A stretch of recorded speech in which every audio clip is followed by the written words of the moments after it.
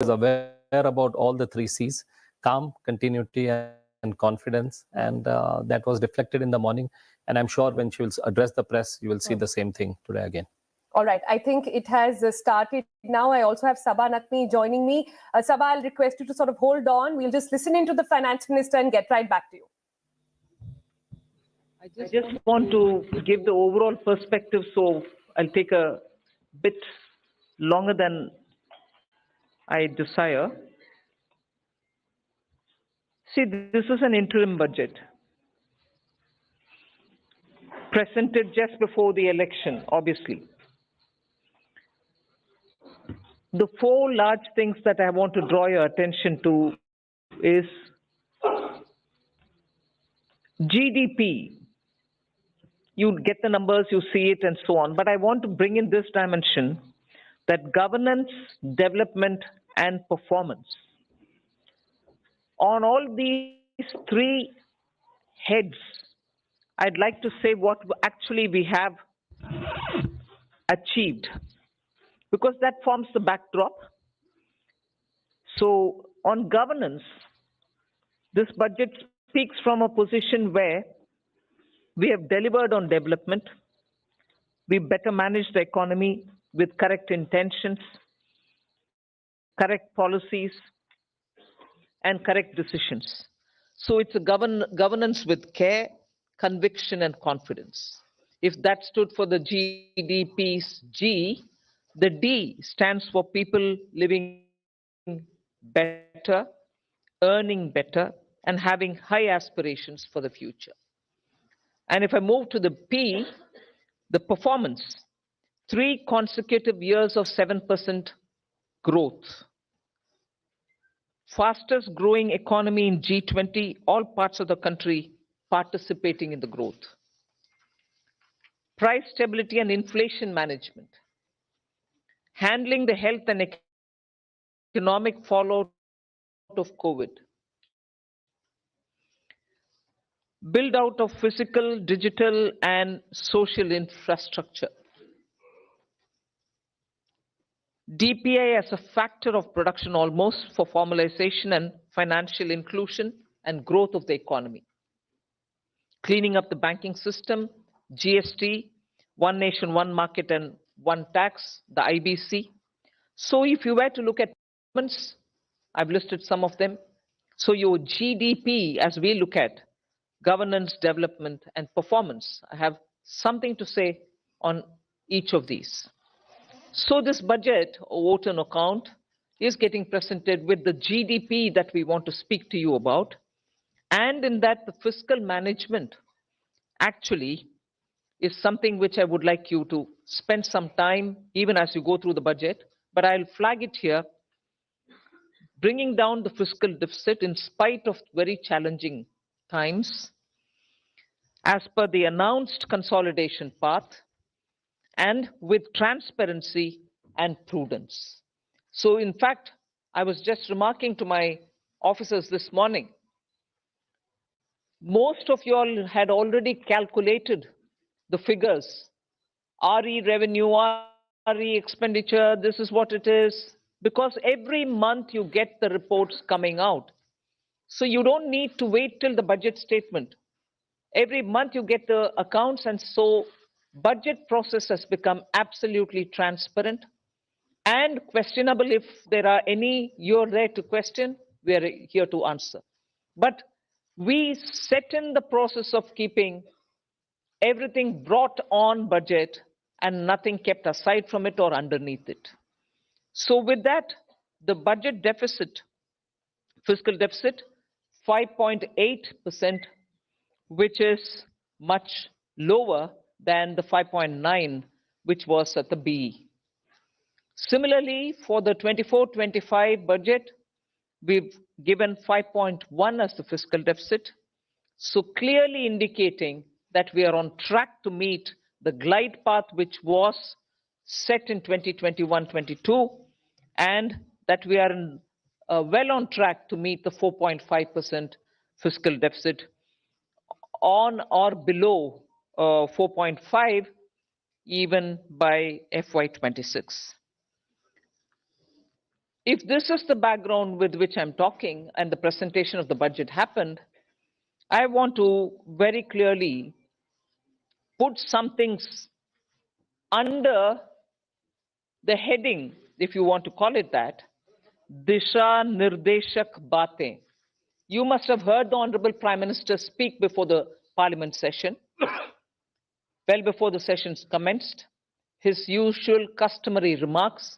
He said the budget will be presented tomorrow and you will have some Disha Nirdeshak Baatein in it.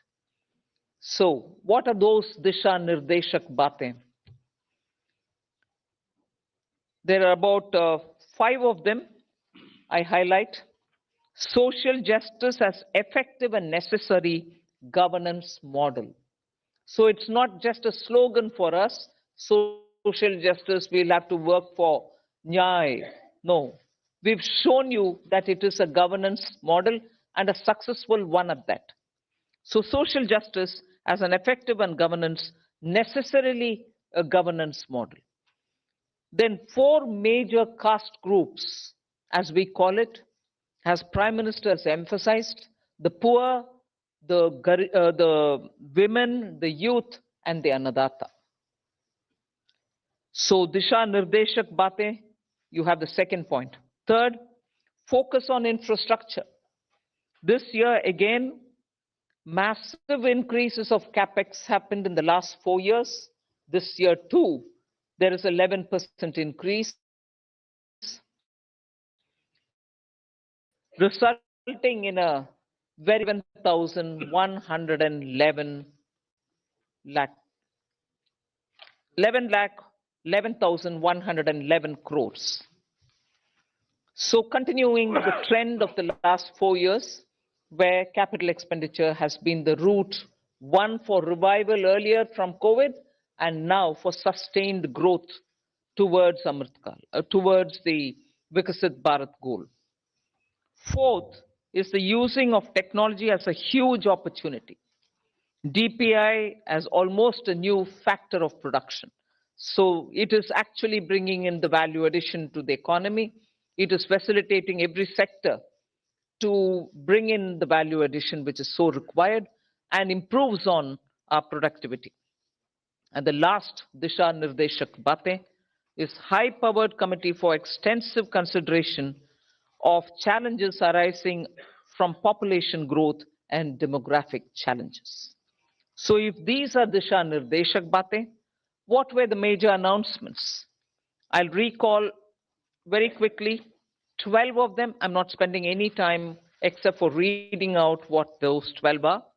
2 crore more homes under the PM Awas Yojana. We already completed nearly the 3 crore. Housing for middle class. Rooftop solar for at least 300 units of power generation every month, which will be Muft Bijli for the households. There will be some assistance and some kind of a funding which will be extended. So you're generating renewable energy, providing the renewable energy generators the free that which they would want to use, and over and above that, the surplus that they produce can be used for selling and earning money out of it. Enhancement of target for Lakpati Didi from 2 crore women to 3 crore women. Preparing and empowering the MSMEs to grow and compete globally. Aligning regulatory environment for them. The sixth is making sure that the eastern region, and when I say eastern region, I'm not talking about Northeast. Northeast will get the attention that they've been getting all the while. They will still continue to get it, and they will be on the top of our priority. But when I say the eastern region, I'm talking about Bihar, Jharkhand, Chhattisgarh, and Orissa, making sure that they'll become the engines of growth for the new Amritkal India that we are trying to use as a bridge towards leading to Vikasit Bharat 2047. And Eastern India, I've missed out on West Bengal. Please add it. Bihar, Jharkhand, Orissa, Chhattisgarh, and West Bengal. Next generation reforms will be carried on, building consensus with states and stakeholders for reform, perform, transform. 3 major corridors, which are programs for railways, for logistics efficiency, and they have been explained. The important point that I want to highlight there is to make sure for Vikasit Bharat, you just don't need to build for better passenger convenience. You need to build for better passenger convenience. You need to give them safety. You need to shorten the traveling time for them. So one of the corridor is going to give emphasis for high density routes where passengers traffic is very high. We need to bring efficiencies and better safety in those areas. But for Vikasit Bharat, passengers need to move as they wish. But equally, materials, raw materials, building goods, cement, rare earths, minerals, we need them to move efficiently as well. So the corridor will take care of that as well. So the synergy between movement of people and movement of goods is what is being highlighted in the 3 corridors that we're talking about. Ninth announcement, that is urbanization, looking at Metro and Namo Bharat.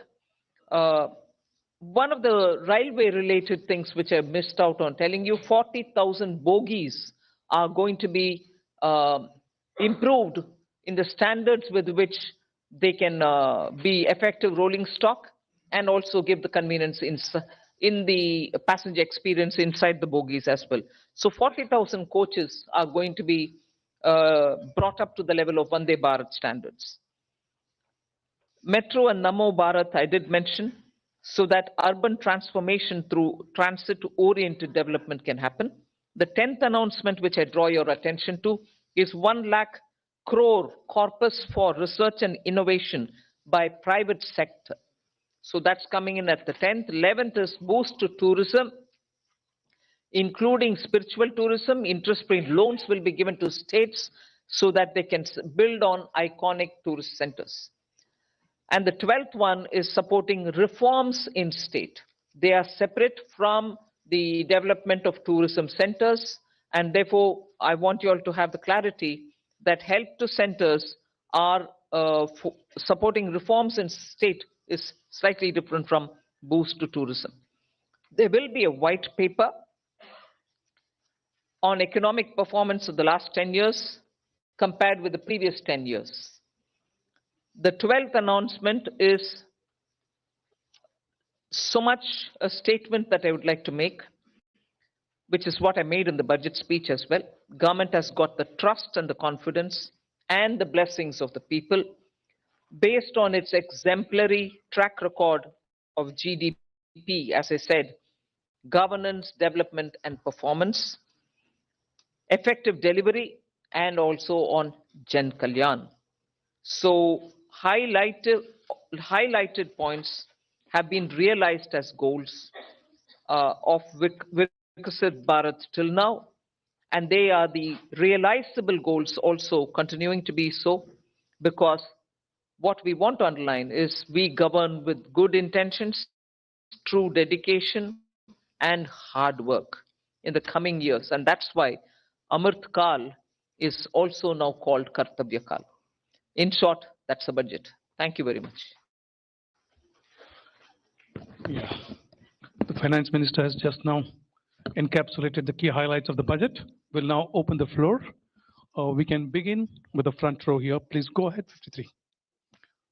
Please hand over the microphone here. Hello, ma'am. This is Priyashmita from Informist Media. Ma'am, I wanted to know about the projections in your tax collections. So tax collections are seen currently growing at about 14.4%. Your April to December data shows. However, the projections in your budget are lower than that. So a back of the envelope calculation shows that you're going to get about 55,000 above your revised estimate if the collections continues. So your estimates are conservative, would you say that? I'll certainly ask Somanathan to come in on that. Estimates are always realistic with us. So let me clarify this. If you look at page 6 of the budget, you can look at it later. I'll just explain it to you. We are projecting that gross tax revenue. Now, this gross tax revenue in this sheet is net of refunds. So net of refunds, we are projecting that in this financial year, it will grow by 12.5% with reference to last year's actual. So from 30.54 lakh crores last year to 34.37 lakh crores this year is what is presented in our revised estimates. However, the sharing of taxes with the states is different for different taxes. Not all taxes are shareable in the same ratios. What has happened this year, if you look at the number, and they are given on page 6, union excise duties have actually shrunk. They have not increased. Most other taxes have grown at, as you say, 14%, etc. Union excise duties have grown minus 5%. That reduction is almost entirely on the account of the center, because the same way that cesses are not shared, reduction in cesses is entirely borne by the center. So as a result, the state's share has increased by 16.5% in our revised estimates. Between the state share in the revised estimate and the state share last year, there's an increase of 16.5%. So taxes are growing 12.5% net of refunds. State share is growing 16.5% net, and therefore net to center is growing only 10.8% approximately. So there is no expected further, padding or anything here. This is our realistic but slightly conservative estimate. Okay, the next question, please. 65. Please go ahead. Hi, ma'am. Yeah. I'm Kriti from Informist Media. So you mentioned that CAPEX, there has been a push towards CAPEX. However, the CAPEX jump for this year is 11%, right? Which is lowest in last 4 years. So are we moving towards a place of moderation in CAPEX? And secondly, while the budget, this is another unrelated question, while the budget clearly says that you are committed to your 4.5% target, you have also been recommended to bring down your debt to GDP ratio to 40% level, which still stands above 50%. So how are we looking towards moving towards that target? Thank you. First of all,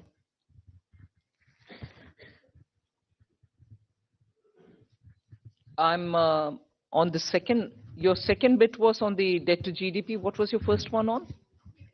CAPEX.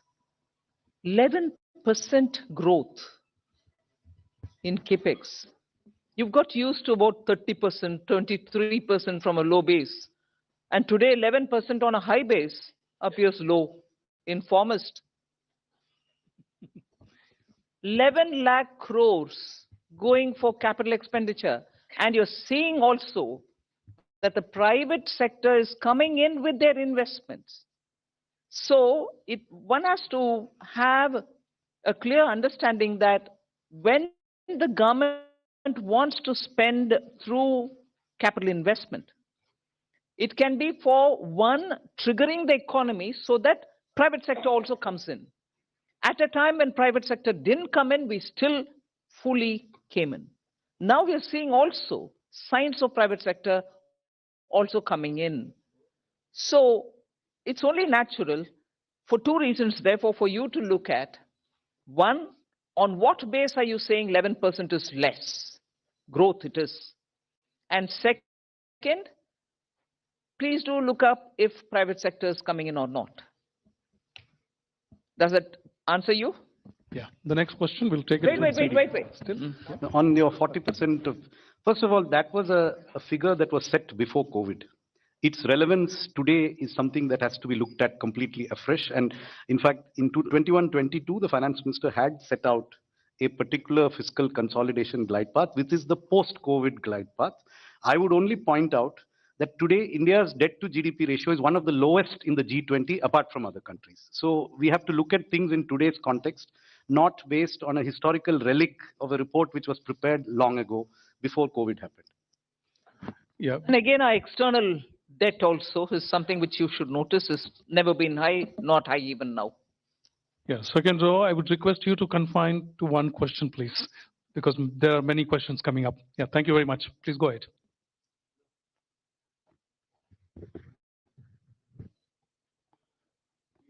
Yeah. दूसरा दे दीजिए. Give this another नमस्कार mic, ma'am, yeah. आलोक प्रियदर्शी हूं मैं CNBC आवाज से.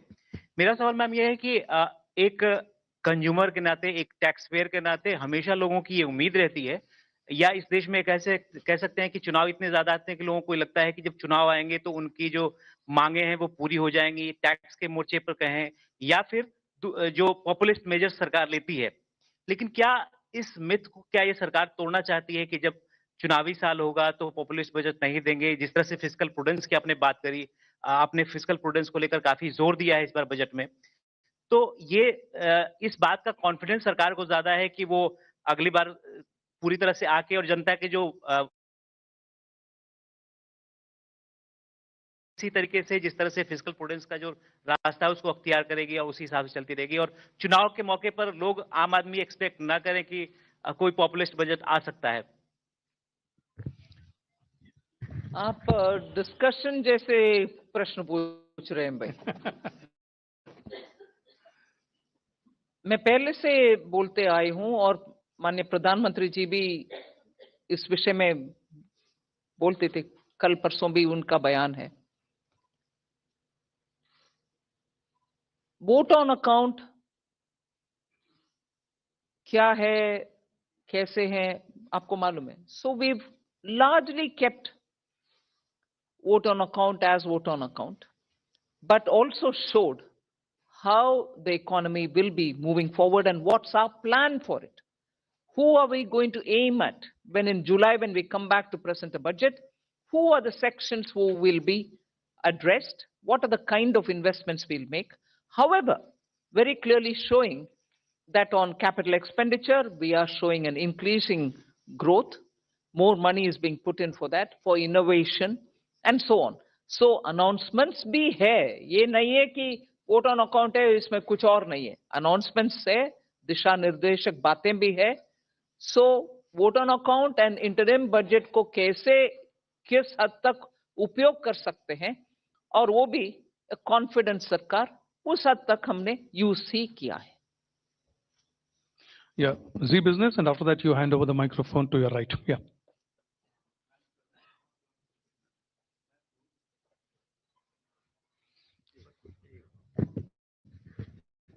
Ma'am, आपने दो बड़ी स्कीम्स का ऐलान किया, एक अर्बन एरिया के अंदर हाउसिंग स्कीम का, दूसरा रूफटॉप सोलर के लिए. मैम, इसका बजट एलोकेशन कितना है? एक सवाल. दूसरा सवाल मैं मैम पूछना चाहूंगा डाइवेस्टमेंट के ऊपर. मैम, पिछली बार 51,000 करोड़ का टारगेट था, वो टारगेट नहीं मीट हो पाया. इस बार All right, so that was a press conference and we were hearing the finance minister over there along with the secretaries addressing some of the questions there. Let's go back to the panel. Let's have all of them